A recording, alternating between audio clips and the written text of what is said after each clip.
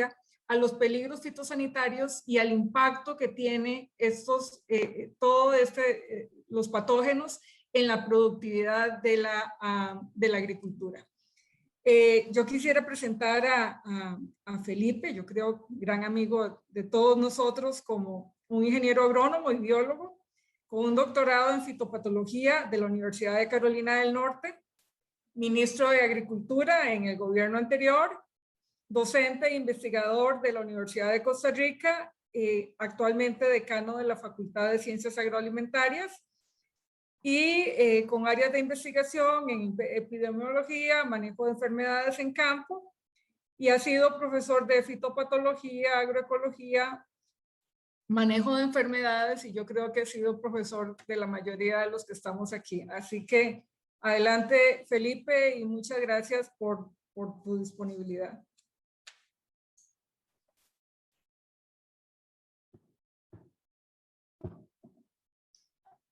Muchas gracias por la invitación y vamos a ver, parece que, bueno, por razones de un viaje no pude asistir ayer al foro y espero no repetir todo lo que ya dijeron, porque me parece que el tema fitosanitario ha estado presente en todas las conferencias, pero creo que a lo mejor vamos a ver algunas cosas diferentes dentro de este tema.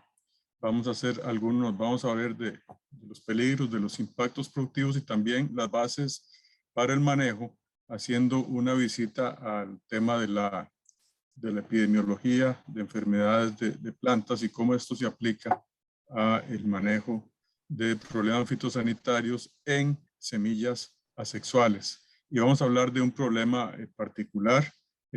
Aparte de los problemas puntuales, vamos a hablar del tema de degeneración de la semilla por patógenos y también la epidemiología de la degeneración de la semilla y cómo este tema de alguna manera tiene una base epidemiológica fuerte y cómo eso nos puede ayudar a generar estrategias de manejo. Nada más indíqueme si se ve bien la pantalla en modo de presentación. Perfecto. Ok. Bien. Para empezar, vamos a hacer un repaso muy rápido de los efectos de las enfermedades en las plantas. Así muy rápido podemos hablar de 3 tipos de efectos. O sea, los efectos son muchos, son múltiples, pero básicamente los podemos agrupar en 3 tipos. Tenemos lo que son efectos que podríamos llamar letales, que son los que matan a la planta. Por ejemplo, el nemátodo barrenador del banano, Rhadophilus similis. Podemos ver una planta sana y una planta pues volcada por efecto de la necrosis de las raíces y la planta eventualmente muere. Luego tenemos los efectos debilitantes, que son aquellos que reducen la productividad, no matan a la planta, pero sí la debilitan, ya sea en su capacidad de hacer fotosíntesis o en su desarrollo general. Por ejemplo, tenemos el tema de los virus que hacen deformaciones en las hojas, enanismo, el vigor se ve afectado, todos esos son efectos debilitantes. Y ahí tenemos, por ejemplo, en esta fotografía, el virus del enrollamiento de la hoja de papa como un ejemplo de una enfermedad debilitante. Y luego tenemos lo que podríamos llamar efectos destructivos, que son los que destruyen ya los órganos que están listos para ser cosechados. No matan la planta, no la debilitan, pero atacan los órganos cosechados. Por ejemplo, en este caso la antragnosis en muchos cultivos, en este caso antragnosis en fresa, y esto lo pongo ahí porque es un cultivo pues propagado vegetativamente y la antragnosis juega un papel ahí.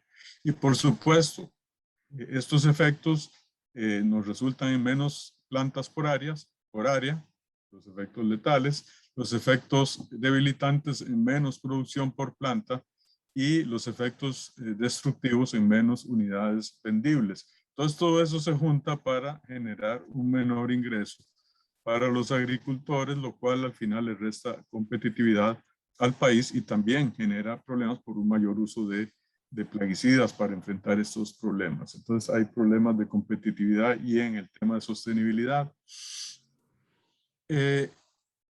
Y aquí tenemos algunos ejemplos de patógenos portados en semilla asexual según su efecto y algunos ejemplos de importancia económica. Por ejemplo, en cuanto a efectos letales tenemos hongos y omicetes, por ejemplo, Fusarium octisporum, forma especial cubense en banano, famoso mal de Panamá, el Pythium myrtilium o mal seco en Tiquisque, por ejemplo. Nematodos, como ya mencioné, el caso de Rhodophollus similis en banano, bacterias como Ralstonia solanacearum en papa y en banano también tienen efectos letales. En cuanto a efectos debilitantes, los virus, prácticamente todos los virus vegetales son transmitidos en semilla asexual. Los nematodos, por ejemplo, Globodera, que si bien normalmente no mata la planta, sí le resta productividad y la hace que no produzca nada. Ese puede ser transmitido en tubérculos semilla. Hongos y omicetes, por ejemplo, Phytophthora infestans en papa. Bacterias como la bacteria que causa el raquitismo de la soca o del retoño en caña, la Laisonia psylli, ese tiene efectos totalmente debilitantes que hace que se produzca menos. Tenemos los efectos destructivos de los virus. Por ejemplo, en ornamentales, muchas veces le quita completamente a algunos virus el valor comercial y entonces hay que destruir esa planta. Hongos y omicetes, por ejemplo, el caso que les mencionaba aquí, el Coletotricum plantragnosis de la fresa, es transmitido, puede estar presente en estolones. Bacterias como Streptomyces en papa, ese es un ejemplo de una enfermedad destructiva que arruina la calidad de los tubérculos y que puede ser llevado en semilla asexual.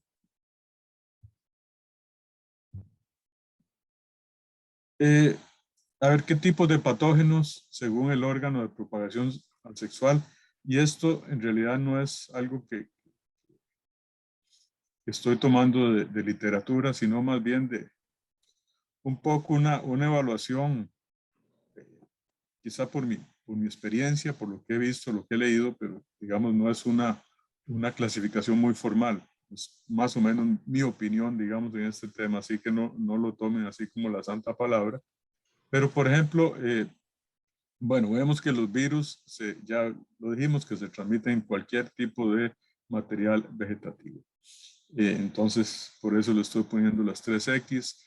Los bulbos, por ejemplo, entonces, aparte de virus, podemos tener bacterias transmitidas por bulbos, algunos hongos y algunos nematodos, algunos casos particulares que luego vamos a ver, cormos, por ejemplo, cormos de banano, podemos encontrar virus, bacterias, hongos y también algunos casos particulares de nematodos, esquejes como, qué sé yo, los esquejes de caña, esquejes de cualquier planta que se pueda diseminar o propagar por esquejes.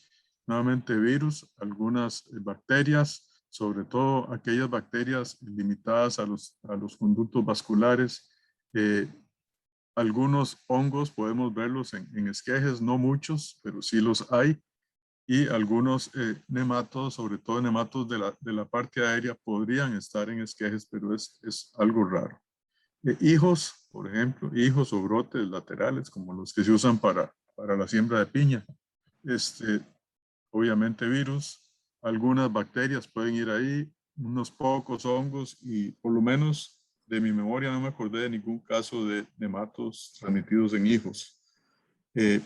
Injertos, virus, bacterias se transmiten por injerto. Hongos no es lo usual, ni tampoco nematodos. En estolones tenemos transmisión de virus nuevamente, algunas bacterias, algunos hongos se pueden producir en estolones, nematodos muy pocos, tubérculos, muchos virus, bacterias, hongos, y algunos nematodos, como ya vimos el caso de globodera. Ahora, vimos que hay una gran variedad de estructuras de propagación asexual, hay una gran variedad de patógenos y también hay una gran variedad de daños. Entonces aquí también vienen los diferentes tipos de estructuras de propagación asexual y algunos ejemplos, sobre todo aquellos donde hay reportes en la literatura de pérdidas, que pudiera dar yo ejemplos documentados de pérdida, que es parte de lo que me pidieron. Por ejemplo, en bulbos, un caso muy destructivo, perdón, es el nemátodo de los bulbos, justamente del ajo y la cebolla, Ditylencus dipsaki, que es un problema cuarentenario, causa 90% de pérdidas en ajo y puede venir en los dientes del ajo, los bulbos del ajo. Entonces, ahí eso es un problema que hay que mantener esa vigilancia. En cormos, por ejemplo, en banano, a pesar de todos los esfuerzos de las empresas y del gobierno de promover plantas de mosáceas, de cultivo de tejidos, todavía uno encuentra, tanto en internet como en la calle, se vende semilla de plátano, como está aquí en la ilustración, eh, y lo que venden es básicamente cormos. Entonces, eso puede llevar varias cosas, puede llevar nemátodos, puede llevar hongos, puede llevar todo lo que ya vimos que pueden ir en cormos, por ejemplo. Y aquí pongo como ejemplo Fusarium oxysporum porque es una real amenaza a la producción de musáceas, de banano, de plátano en Costa Rica. Y si llegara a entrar, por ejemplo, la raza 4 y seguimos usando cormos como material de siembra, eso va a ser un reguero de inóculo. Esquejes también, les decía que es una forma de propagación y aquí el caso que les pongo es el de la bacteria Lifesonia psylli, Patovar psylli, que es el que causa el raquitismo del retoño en caña. Bueno, reportes de la literatura hablan de un 30% de pérdida en caña de azúcar. Aquí tenemos la misma variedad sembrada, esta con la bacteria y esta sin la bacteria, y podemos ver la diferencia en vigor y en productividad. Por eso se llama raquitismo, porque conforme se van sacando esquejes del mismo material y sembrando, o se van, digamos, manteniendo los retoños del mismo material, entonces hay pérdida en productividad. En el caso de hijos, por ejemplo, en piña es normal que el hijo que se siembra pueda ser transmisón de virus, por ejemplo, el Millibug wilt, es un virus muy importante en piña, que puede causar hasta un 35% de pérdidas. Y aquí tenemos el síntoma de esa enfermedad. Injertos muy importante en todos los frutales, y como ejemplo traigo el viroide sunblotch del aguacate, que se transmite por injerto, y en los cuales la literatura mexicana reporta un 70% de pérdida o de disminución de rendimiento en árboles enfermos comparados con árboles sanos. En estolones, por ejemplo, pueden llevarse virus, bacterias, etcétera, y también es una forma, por lo menos en fresa, muy común de transmisión de hongos. Aquí tenemos, por ejemplo, un estolón de fresa. Aquí tenemos una lesión de antragnosis esporulando, y aquí están las esporas. Y se ha reportado que en condiciones favorables puede causar un 90% de pérdida, tanto en plantas como en frutos ya desarrollados. Finalmente, los tubérculos, y el caso más conocido es el de la papa. En papa hay una gran cantidad de virus, de bacterias, de hongos y de omicetes que pueden ser llevados en tubérculos de papa. Aquí en este caso es Phytophthora infestans, el tizón tardío. Aquí vemos las papas. puede ser que no lo veamos externamente y internamente puede estar infectado. Y aquí tenemos el patógeno, un omicete, y puede llegar a pérdidas totales en condiciones favorables, como lo saben los agricultores de la zona de Tierra Blanca de Cartago, que si se descuida un momentito, esto puede ser fatal. Esos son algunos ejemplos entonces de los tipos de daños y del nivel de daños que causan algunas enfermedades representativas llevadas por material vegetativo. Ahora, no todo el material o no todos los patógenos tienen el mismo requerimiento para ser llevados en material vegetativo. Podríamos hablar de un continuo de patógenos portados en semilla sexual, donde hay algunos que obligadamente necesitan de la semilla asexual para diseminarse. Algunos o requieren tejidos vivos, básicamente.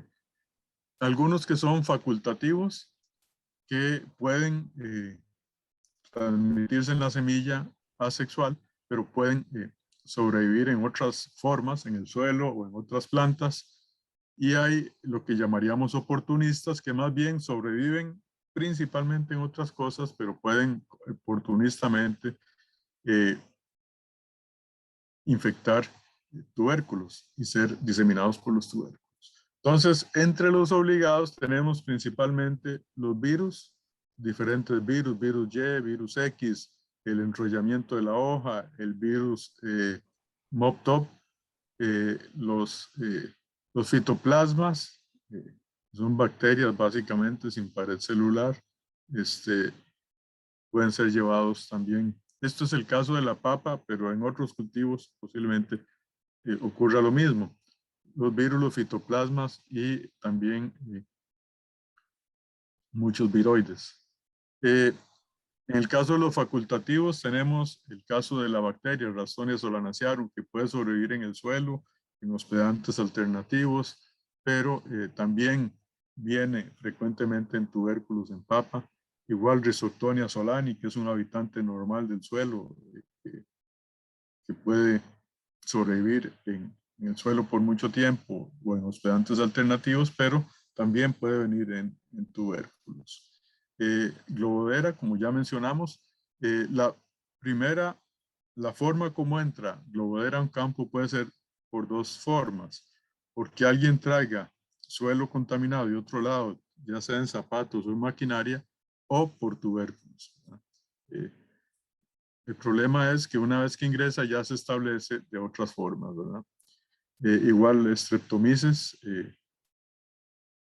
puede sobrevivir en el suelo y también se llevan tubérculos. El Mintosporium, todas las especies de Fusarium funcionan así en papa y en otros cultivos que pueden ser llevados por material de siembra, pero pueden sobrevivir una vez que se introducen en un campo, sobreviven de muchas otras maneras y muchas veces a largo plazo. Igual Clavibacter en papa. Y entre los oportunistas tenemos muchos patógenos habitantes del suelo o incluso de malas hierbas y otras hospedantes alternativos que eventualmente podrían infectar el material vegetativo, en este caso de papa. Por ejemplo, Phytophthora erythroseptica, Coletotricum cocodes, Pectobacterium carotoborum, antes conocida como Erwinia carotobora, Sclerotinia, Verticillium y Pythium son habitantes normalmente del suelo que podrían venir en tubérculos. Entonces vean que hay todo un continuo y eso nos genera diferentes problemáticas, ¿verdad? Porque el caso que les decía de los facultativos, puede entrar en el tubérculo, pero después permanecer ahí en el campo por mucho tiempo. Y entonces ahí tenemos un problema donde hay que ser muy estrictos en este tema. Okay. El siguiente tema que quisiera mencionar es el tema de la degeneración del material de siembra.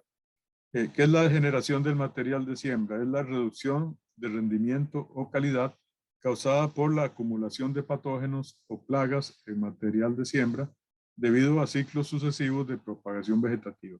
En este caso tenemos el complejo de virus en camote, donde este material se ha sembrado sucesivamente por muchos años y vean cómo va perdiendo vigor y por supuesto va perdiendo rendimiento. ¿De qué depende la degeneración del material de siembra? Bueno, depende del efecto que tenga el patógeno en el rendimiento o en la calidad, depende del nivel de infección al final de cada ciclo. Si vamos a usar la misma semilla, termina el ciclo y guardamos la semilla para después, entonces el nivel de infección va a influir en la degeneración de la semilla y este a su vez depende de las condiciones epidemiológicas que determinan el progreso de la enfermedad y por eso es que vamos a hablar un poquito de epidemiología para primero como principios generales y luego vamos a ver algunos trabajos que se han hecho en este tema, en la epidemiología de la generación del material de siembra. Les dije que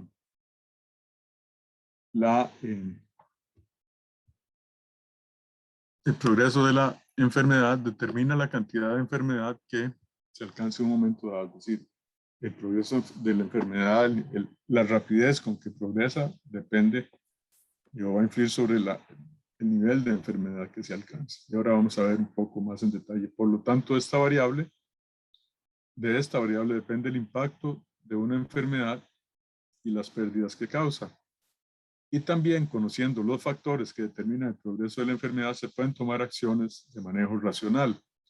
¿A qué me refiero? Bueno, cuando vemos el progreso de las enfermedades en el tiempo, hablamos de dos parámetros principales que influyen en el progreso de una epidemia. Y de eso nos han estado hablando mucho, justamente ahora con el tema del coronavirus. Y entonces vamos a hablar de cosas que ya muchas veces las hemos visto hasta en la tele. Les decía que hay dos parámetros principales, lo que es la enfermedad inicial, es decir, cuánto inóculo inicial o cuánta enfermedad hay al inicio de una epidemia. Es decir, si no hay enfermedad inicial, entonces no hay epidemia, ¿verdad? Entonces tiene que haber una cantidad de enfermedad inicial y luego la velocidad con que esto se desarrolla depende de un parámetro que se llama la tasa de infección. Hay varias tasas de infección dependiendo del modelo que uno utilice para medirla, pero básicamente es un parámetro que nos dice qué tan rápido se desarrolla una epidemia. ¿Okay? Hablemos primero de la enfermedad inicial. ¿Qué pasa si en vez de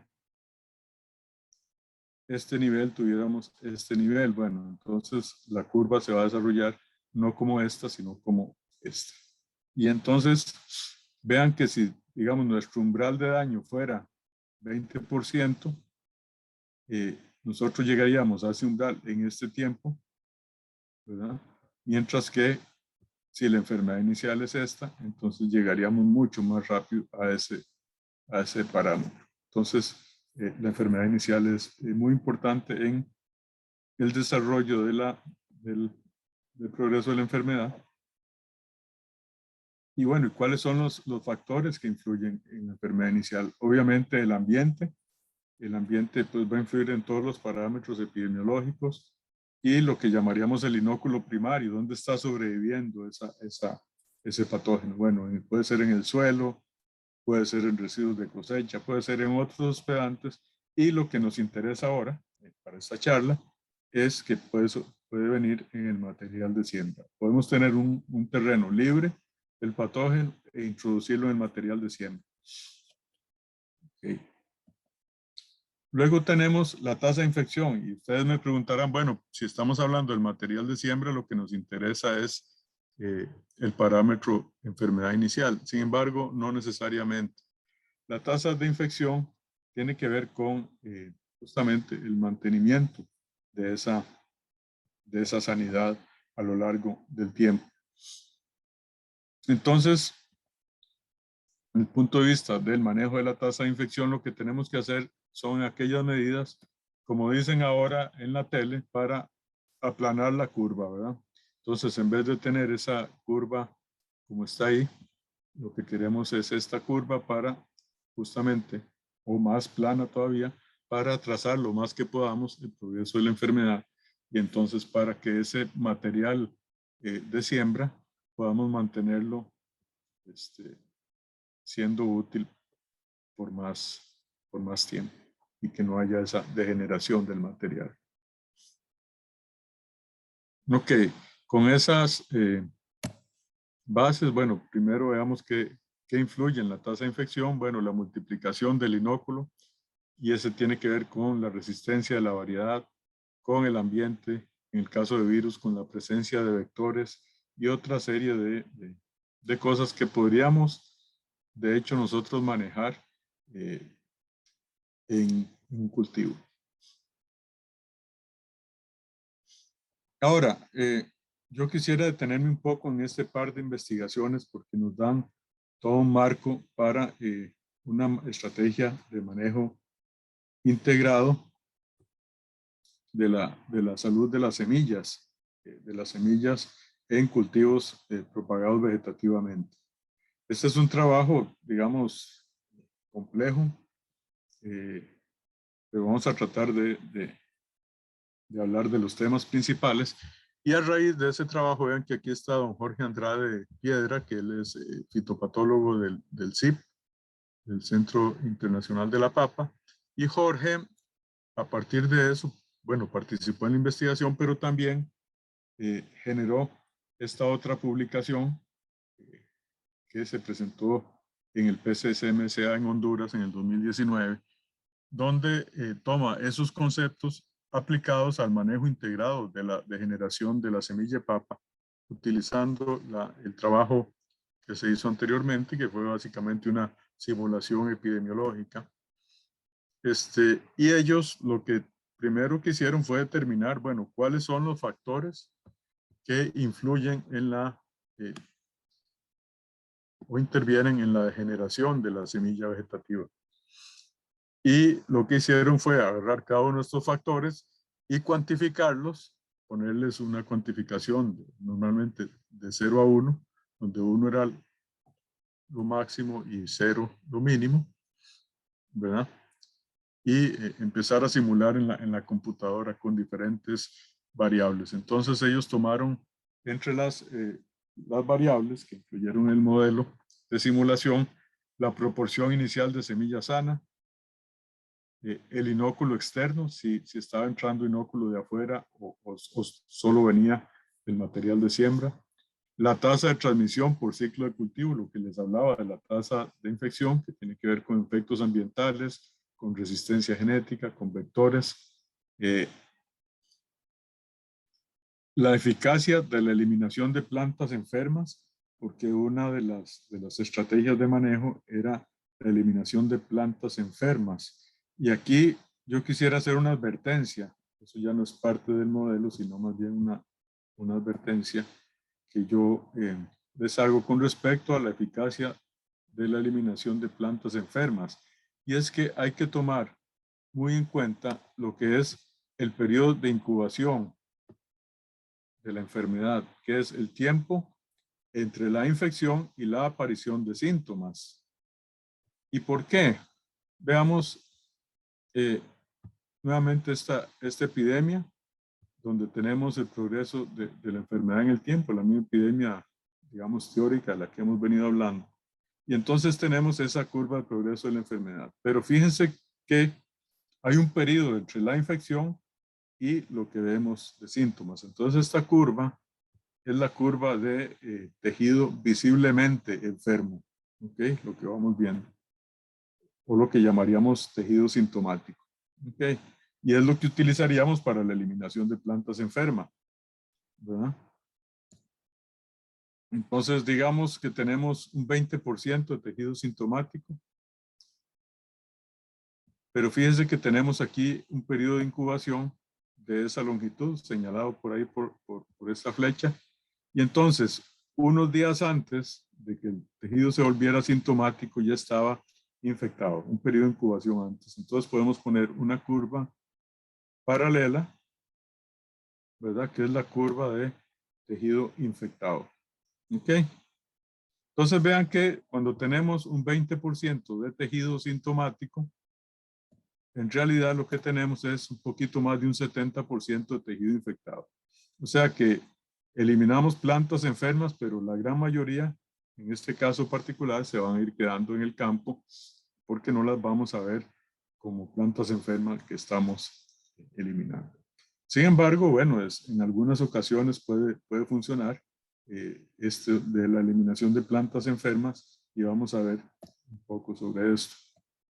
Ok, entonces uno puede seleccionar plantas sanas dentro de un cultivo y eso es parte del entrenamiento que le dio la gente del CIP a los agricultores en Perú mediante lo que se llama selección positiva, que es básicamente ir escogiendo las plantas más sanas, más vigorosas, tomar semilla de ahí, eliminar tubérculos dañados, darle un buen almacenamiento, ¿verdad? Eso es selección positiva. Y la selección negativa es más bien la eliminación de plantas enfermas. Entonces, la selección positiva, pues en general ha sido más eficaz para generar semilla de alta calidad en los campos de los agricultores que conservan su propia semilla.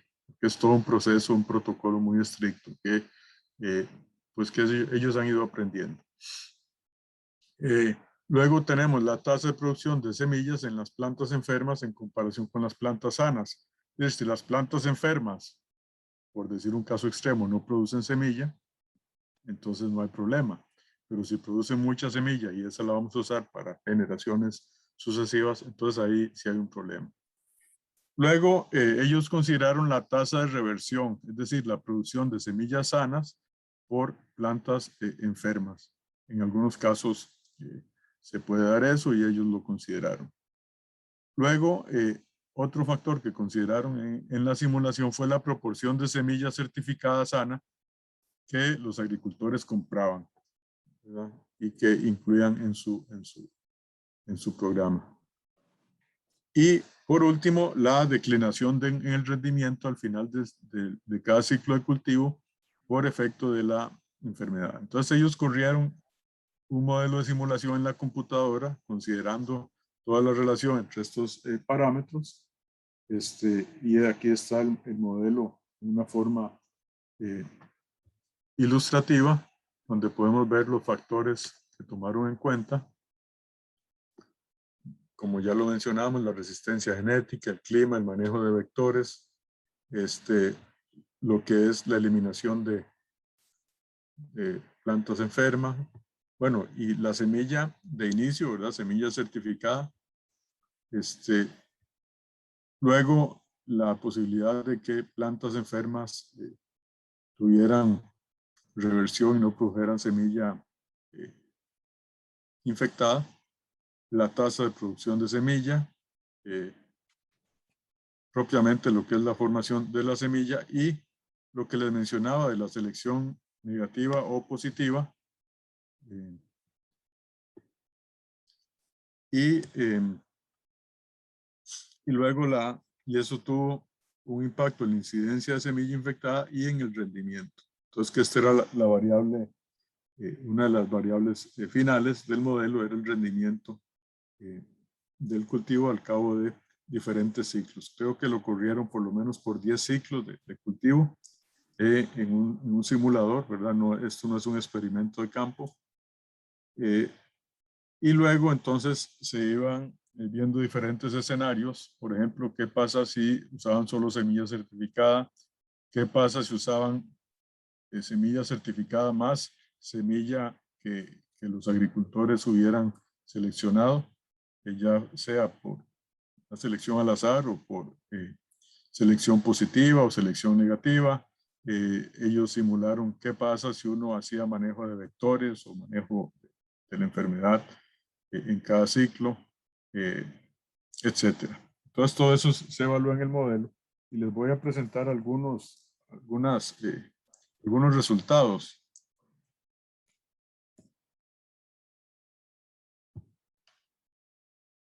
Felipe, deberías ir cerrando. ¿Cuánto me queda? Ya no le quedan, pero está muy interesante tu presentación, entonces no importa, dale. Okay, voy a apurarme. Vamos a ver. Voy a tratar de explicar esto rápidamente. Aquí tenemos dos tipos de manejo: selección de semilla por los agricultores y manejo del patógeno o los vectores. Aquí, en ausencia de inóculo externo, que fue otra cosa que se modeló, y la persistencia, perdón, la presencia de inóculo externo, es decir, cuando está entrando inóculos de campos aledaños. Ok, vean que la selección de semilla tuvo un efecto positivo. Vean que empezando con este nivel de pérdida, poco a poco fue bajando. No así el manejo del patógeno o los vectores, a pesar de, ¿verdad? Si no se hizo ninguna selección de semilla, nada más se manejó el patógeno o los vectores, siempre hay, y estos son el porcentaje de pérdida al final de cada ciclo. Vean que esto se hizo por 10 ciclos del cultivo simulado, y aquí vemos como poco a poco, a pesar del manejo, va subiendo las pérdidas. Y este es el nivel de pérdida después de los 10 ciclos. ¿Ok? Acá tenemos, si hay inóculo externo, aún cuando se seleccione semilla, rápidamente, vean que en 2 o 3 ciclos ya llegamos a un 100% de pérdidas, y ahí sí el manejo de vectores tiene un impacto en reducir la tasa de degeneración de la semilla. Vean que se logra, bueno, es hasta 8 o 9 ciclos que ya se pierde el rendimiento. Ok, y el otro caso que, o sea, este artículo tiene un montón de gráficos, pero escogí tal vez los que podían ser más relevantes.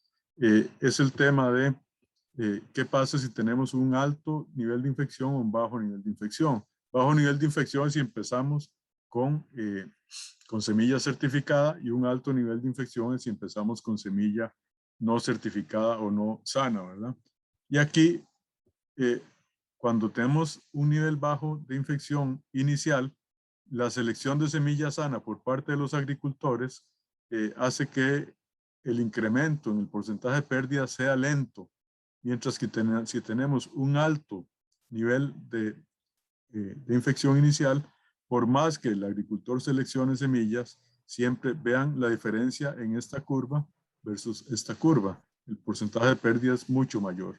Y bueno, y cuando el clima es favorable, sí se disparan las cosas, ¿verdad? Entonces, esos son, digamos, los resultados principales, y como les dije, Jorge Andrade tomó esto mismo y lo convirtió en una publicación de extensión, y él dice que el modelo de generación integra el efecto de 13 factores que afectan la generación de la semilla. Yo les puse solo 12 porque el 13 era la cantidad de plantas que usaron para la simulación.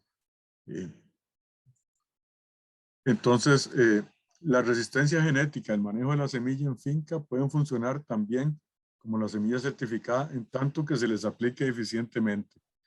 El modelo predice que la mejor táctica para manejar la degeneración de semilla es una combinación de resistencia genética, manejo de semilla en finca y uso de semilla certificada. Esa es una combinación. Y este es un caso ya así de experimentos de campo que Jorge presenta en su trabajo.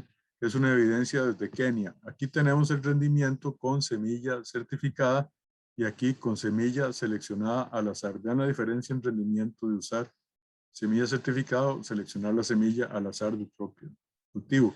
Pero aquí tenemos combinaciones, por ejemplo, 20% de semilla certificada y más cierta cantidad de semilla obtenida por selección positiva, que ya dijimos lo que era. Aquí tenemos 20% de semilla certificada más una parcela más semilla seleccionada al azar. Vean que hay un rendimiento menor. Igual, parcela de semilla del propio agricultor más selección de semilla con un buen resultado. Luego tenemos parcela de semilla con semilla seleccionada al azar menos. Selección positiva sola no fue tan bueno, y aquí la que ya mencionamos. Pero lo interesante también es cuando se hace el análisis económico, porque la semilla certificada es cara. Entonces vean, si comparamos semilla certificada únicamente, ¿verdad? Mientras que en este caso usamos un 20% de semilla certificada más semilla obtenida por selección positiva, desde el punto de vista económico resultó uno de los mejores tratamientos, ¿verdad? Entonces, vean que ahí están balanceando la parte fitopatológica con la parte económica, ¿verdad? Entonces, ahí es donde se vuelve interesante, digamos, el combinar las cosas. Y bueno, aquí viene un protocolo, creo que esto ya lo vieron en otras charlas anteriores, pero es importante esto de la eliminación de semilla, sobre todo eliminación de virus en semilla vegetativa a través de cultivo de tejidos, termoterapia, aislamiento del meristemo y luego cultivo de tejidos de nuevo y estar diagnosticando para obtener plantas libres de virus. Pero es muy importante no solo tener las plantas libres de virus, sino darle un cuidado adecuado al material de siembra limpio. A nivel de campo, como ya vimos, las cosas que se pueden hacer dependiendo de las características epidemiológicas de la enfermedad, pero es muy importante a nivel de región agrícola. El manejo regional del inóculo es muy importante, porque si yo tengo en mi finca, estoy haciendo todos los cuidados, pero el vecino de a la par está produciendo inóculo, entonces, bueno, ahí es un problema, ¿verdad? Puede ser que todo lo que hagamos lo perdamos. Muy importante esto a nivel de país y a nivel de región geográfica, llame Centroamérica, por ejemplo, los esfuerzos que se hagan. Y tiene que haber entonces acciones a nivel de la comunidad, pero también acciones legales. Y ahí es donde entra toda la institucionalidad nacional que ya mencionó Silvia, todo el tema de asesoría a los productores, todo el tema de las regulaciones, de la certificación y comercio de semillas y todo el tema de las regulaciones internacionales que el Servicio Fitosanitario del Estado conoce, el tema de cuarentena y el trabajo con organismos internacionales. Y con eso termino